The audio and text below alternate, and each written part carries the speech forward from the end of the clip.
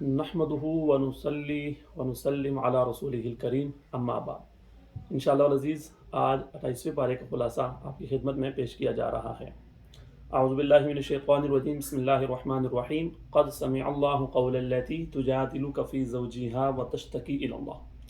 آپ صلی اللہ علیہ وسلم کی خدمت میں ایک خاتون حاضر ہوئی اور آ کے کہا کہ میرے خاوند نے مجھ سے زہار کر لیا ہے۔ یہ ایک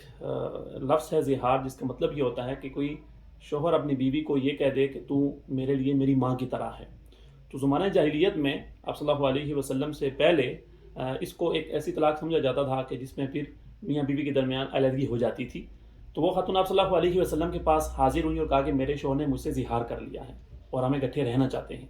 تو آپ صلی اللہ علیہ وسلم نے فرمایا کہ اب تو علیحدگی ہو چکی ہے، طلاق ہو چکی ہے۔ تو اس نے 2-3 مرتبہ کہا کہ یا رسول اللہ اس پہ دوبارہ غور کیجئے، میرے لیے اس پہ دوبارہ سے دیکھیے، لیکن آپ صلی اللہ علیہ وسلم نے جو حکم چلا آ رہا تھا اسی کے مطابق کہا کہ طلاق تو ہو چکی ہے۔ تو پھر اس نے کہا ٹھیک ہے، پھر میں اللہ سے ہی شکایت کرتی ہوں، اور اس نے اللہ تعالیٰ کی طرف توجہ کی، اللہ تعالیٰ سے مانگا، اور اللہ نے اس کی دعا ایسے قبول کی کہ اس کی دعا کو اللہ نے یہاں پہ ذکر کر دیا، اور پھر اس پہ احکام اللہ تعالیٰ نے نازل فرمائے۔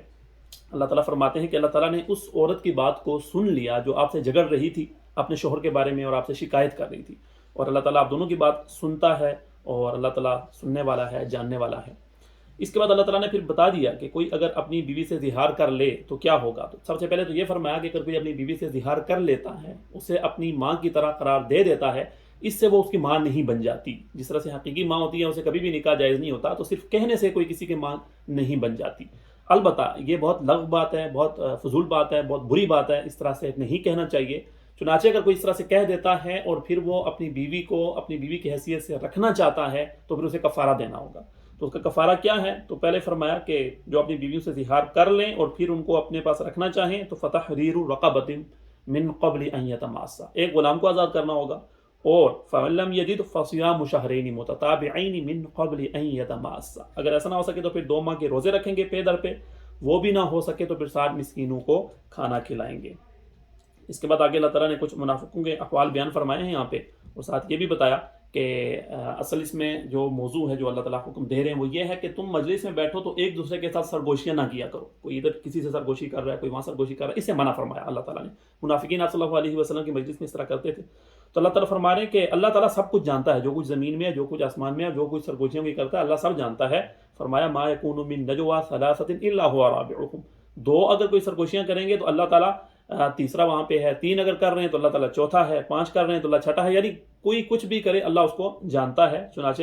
اللہ تعالیٰ نے اس سے منع فرمایا کہ تمہیں سرگوشیوں سے منع کیا گیا ہے، اور خصوصیت کے ساتھ کوئی ایسی سرگوشی اگر کرتا ہے جس میں کوئی گناہ کی بات ہے، کسی دوسرے کو نقصان پہنچانے کی بات ہے، وہ تو بالکل بھی درست نہیں ہے، اللہ تعالیٰ نے اسے منع فرمایا۔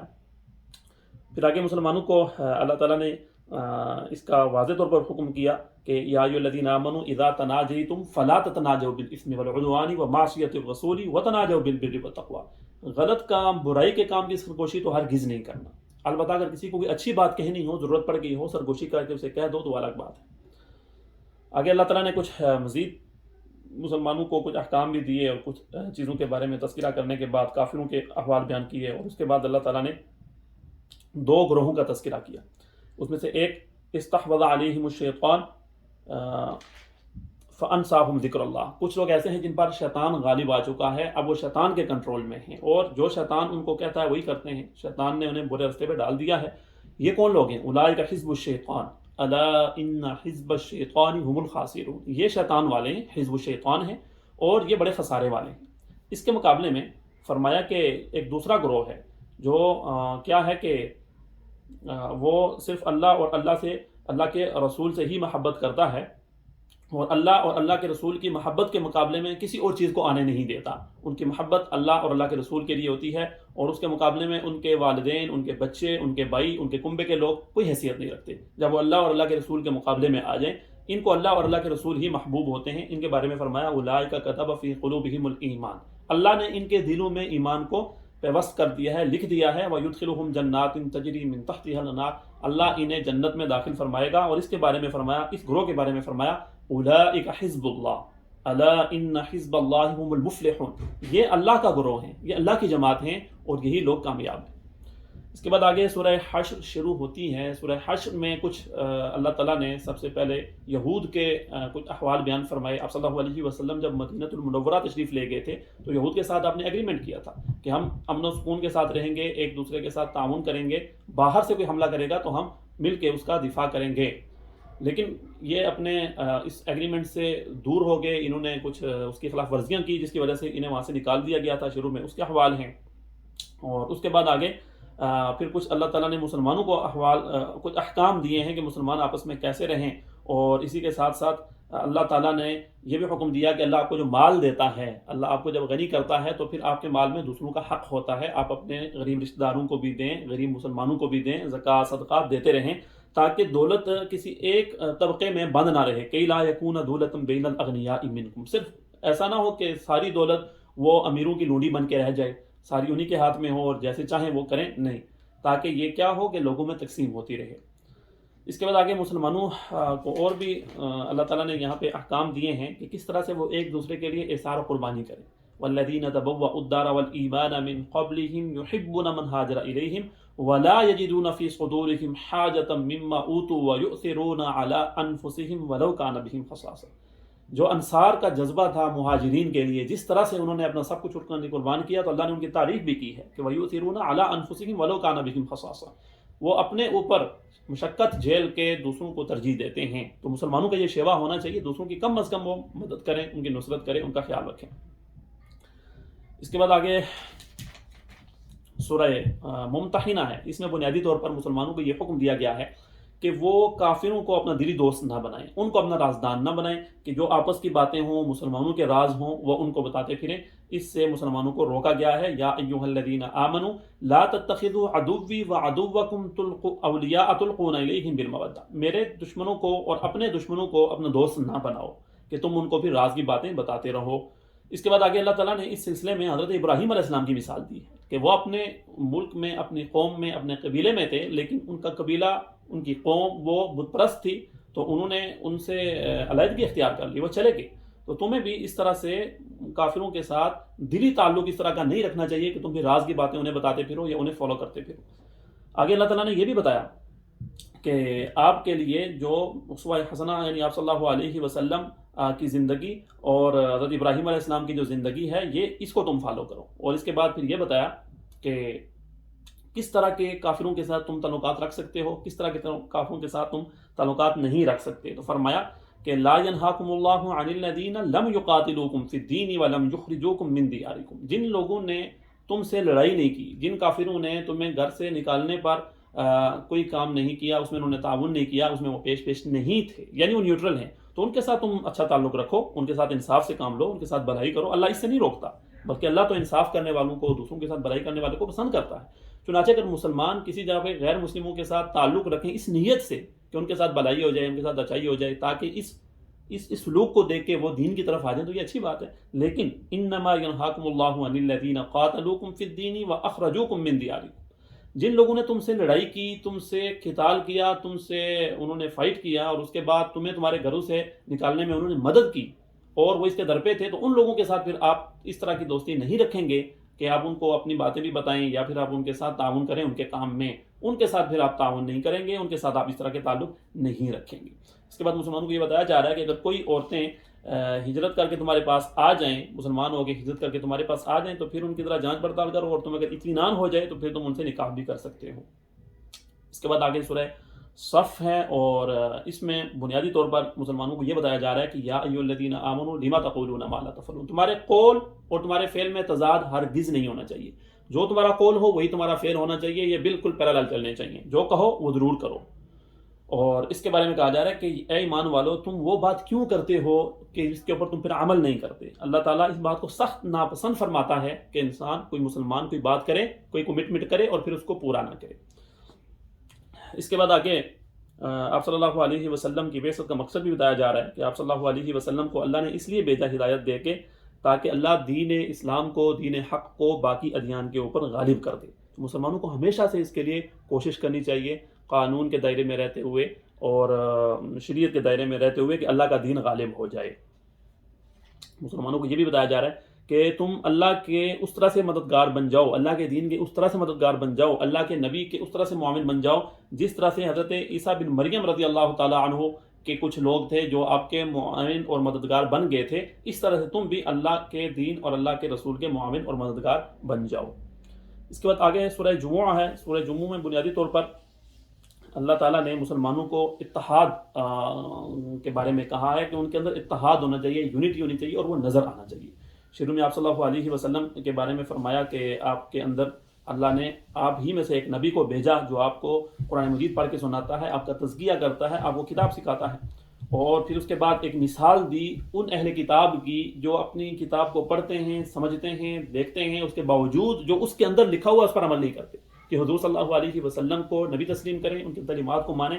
اس کو اگر وہ نہیں کرتے جاننے کے باوجود، تو فرمایا ان لوگوں کی مثال تو ایسے ہی ہے جیسے گدھا ہو کہ اس کے اوپر کتابیں لاد دیں، تو اس کو ظاہر ہے کوئی فائدہ نہیں ہوگا۔ تو ایسے ہی ان لوگوں کے پاس کتاب بھی ہے، علم بھی ہے، پھر بھی آپ کی دعوت کو نہیں مانتے، تو ان کی مثال ایسے ہی ہے۔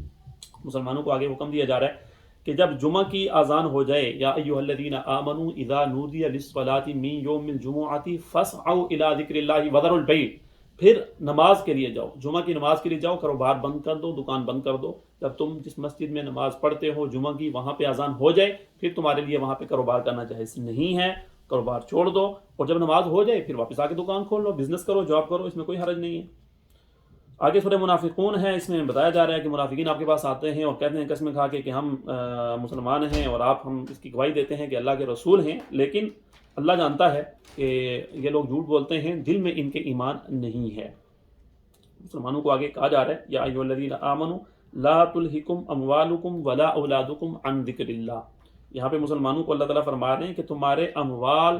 تمہارا بزنس، تمہاری جاب، تمہاری اولاد تمہیں یہ اللہ کے ذکر سے ہرگز غافل نہ کریں، کیونکہ جس کی جاب، جس کا بزنس، اس کی اولاد اس کو اللہ کے دین سے غافل کر دے تو پھر وہ بڑا ناکام آدمی ہے۔ اور ناکامی یہی ہے کہ انسان اپنے بزنس کے لیے، اپنے کاروبار کے لیے، اپنی اولاد کے لیے دین کو پس پش ڈال دے، نمازوں کو چھوڑ دے، دین کو نہ سیکھے، حلال حرام کی تمیز ختم کر دے، اس سے بڑا ناکام انسان تو کوئی نہیں ہے۔ پھر فرمایا کہ اپنا مال جو تمہیں اللہ نے دیا ہے اس میں سے خرچ کرو قبل اس کے کہ تمہاری موت آ جائے، اور پھر تم کہو کہ یا اللہ ہمیں مہلت دے دے، پھر دوبارہ مہلت نہیں ملے گی۔ اس وجہ سے اس زندگی کا فائدہ اٹھاؤ اور جو اللہ نے تمہیں دیا ہے اس میں سے خرچ کرو۔ اس کے بعد آگے سورہ تغابن ہے۔ سورہ تغابن بھی بس یہی بتایا جا رہا ہے کہ دو گروہ ہیں، اور کچھ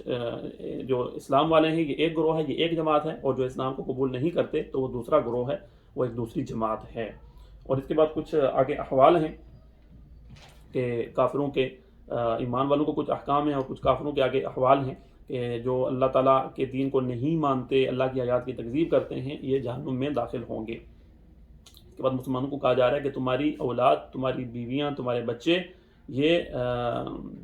کیا ہیں کہ تمہارے لیے یہ ایک آزمائش کی چیز ہیں، آزمائش کی چیز ہیں، یعنی اگر تم ان چیزوں کو سنبھالتے ہوئے اللہ کے دین کو فالو کرو، اس کے اوپر عمل کرو، تو پھر تو یہ بہت اچھی چیز ہیں، لیکن اگر ان کے لیے اللہ کے دین کو چھوڑ دو تو پھر یہ بڑی آزمائش ہیں اور تمہارے لیے نقصان اور ناکامی کا ذریعہ بن سکتے ہیں۔ اس کے بعد آگے سورہ طلاق ہے۔ اس میں بنیادی طور پر مختلف جو طلاق کی اقسام ہیں اس کے اللہ تعالیٰ نے احکام بیان فرمائے ہیں، عدت کیسے ہوگی، کسی کو طلاق اگر کوئی دے دے تو اس کے ساتھ پھر کیسے معاملہ کرے، تو اللہ تعالیٰ نے یہ چیزیں اس میں تفصیل سے بیان فرمائی ہیں۔ اور اللہ تعالیٰ نے اس میں یہ بھی ساتھ بتایا ہے کہ وَمَن يَتَّقِ اللَّهَ يَجْعَل لَّهُ مَخْرَجًا۔ یہ بہت اہم بات ہے کہ جو اللہ تعالیٰ سے ڈرتا ہے، گناہوں سے بچتا ہے، اللہ کے دین کے اوپر عمل کرتا ہے، تو کیا ہوتا ہے؟ فرمایا یجعل لہ مخرجا، ہر مشکل سے اللہ تعالیٰ اس کو نکال دیتے ہیں، اللہ کوئی راہیں نکال دیتے ہیں۔ وَيَرْزُقْهُ مِنْ حَيْثُ لَا يَحْتَسِبُ،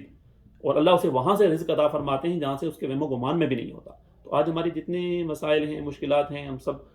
یعنی زیادہ تر ظاہر ہے کہ رزق کے لیے، اچھے کاروبار کے لیے، اچھے بزنس کے لیے، اچھی جاب کے لیے ہم مارے پھرتے ہیں۔ تو اگر ہم اللہ کے دین کو پکڑ لیں مضبوطی کے ساتھ اور تقوی اختیار کریں تو اللہ فرما رہے ہیں کہ میں غیب کے خزانوں سے تمہیں رزق دوں گا۔ تو ہمیں اس رزق کے لیے کم از کم اپنے دین کو نہیں چھوڑنا چاہیے، دینی احکام کو ہمیں ضائع نہیں کرنا چاہیے۔ اس کے بعد آگے سورہ تحریم ہے۔ اس کا بنیادی تھیم یہ ہے کہ اللہ تعالیٰ کے نبی کو کہا جا رہا ہے کہ جو چیزیں اللہ نے آپ کے لیے حلال کی ہیں آپ ان کو اپنے اوپر حرام نہ کیجیے۔ مسلمانوں کو بھی یہ حکم ہے کہ جو چیزیں اللہ نے حرام کی ہیں تو ان کو حرام جانیں، ان کے نزدیک بھی نہ جائیں، لیکن جو چیزیں اللہ نے حلال کی ہیں تو پھر ان کو حلال سمجھیں، ان کو استعمال کریں، ان کو خواہ مخواہ اپنے اوپر حرام نہ کریں۔ اس کے بعد اللہ تعالیٰ نے مسلمانوں کو حکم دیا ہے یا ایھا الذین آمنوا قوا انفسکم واہلیکم نارا وقودھا الناس والحجارہ، کہ اپنے آپ کو اپنے گھر والوں کو اس آگ سے بچاؤ جس کا ایندھن انسان اور پتھر ہے۔ جہنم سے اپنے آپ کو اپنے گھر والوں کو بچانا ہر فرد کی ذمہ داری ہے۔ آپ صلی اللہ علیہ وسلم نے فرمایا کلکم راع وکلکم مسئول عن رعیتہ، تم میں سے ہر شخص نگہبان ہے اور ذمہ دار ہے اپنی اپنی حدود کے اندر، اور اس سے اس کی ذمہ داری کے بارے میں پوچھا جائے گا۔ تو ایک خاندان کا سربراہ ہے، اس سے اس کی اس سربراہی کے بارے میں پوچھا جائے گا۔ اور یہاں فرمایا جا رہا ہے کہ اپنے آپ کو اپنے گھر والوں کو جہنم کی آگ سے بچاؤ، یعنی خود بھی دین کے اوپر عمل کرو، دین کو سیکھو، اور اپنی اولاد کو بھی اس کے اوپر لگاؤ تاکہ وہ جہنم سے بچ سکیں۔ اس کے بعد آگے دو طرح کی خواتین کی اللہ تعالیٰ نے مثال دی ہے۔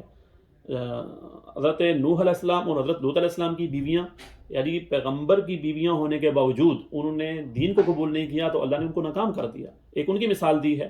اور اس میں ہمارے لیے سبق یہ ہے کہ کوئی تعلق، کوئی نسبت، کوئی رشتہ داری یہ کام آنے والی نہیں ہے اللہ کے دربار میں اگر اپنا عمل، اپنا عقیدہ درست نہیں ہوگا۔ اور دوسری مثال دی حضرت آسیہ کی، جو کہ فرعون کی بیوی تھی رضوان اللہ علیہا، کہ اللہ تعالیٰ نے کس طرح سے اس کو اس ماحول میں بھی جب انہوں نے اللہ تعالیٰ کے دین کو قبول کیا، حق کو قبول کیا، اللہ نے انہیں استقامت دی، اور فرعون کے گھر میں ہونے کے باوجود انہوں نے دین کے اوپر عمل کر کے دکھایا۔ اور اسی طرح سے دوسری مثال حضرت مریم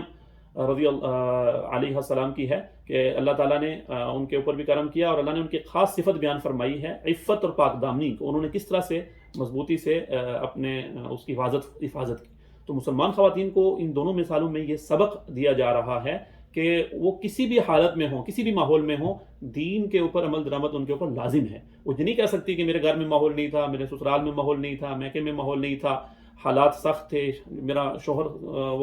وہ سخت تھا، یا اس کی اجازت نہیں دیتا تھا، یا اس طرح کی چیزیں، کیونکہ یہ جو حضرت آسیہ کی بات اللہ نے کی ہے کہ اس سے زیادہ سخت حالات کسی کے لیے نہیں ہو سکتے، لیکن اگر انہوں نے عمل درآمد کر کے دکھایا دین کے اوپر تو پھر آپ کو بھی عمل درآمد کرنا ہے۔ اس کے ساتھ ہی یہ پارہ مکمل ہوتا ہے۔ اللہ تعالیٰ سے دعا ہے اللہ تعالیٰ عمل کی توفیق عطا فرمائے۔ وآخر دعوانا ان الحمد للہ رب العالمین۔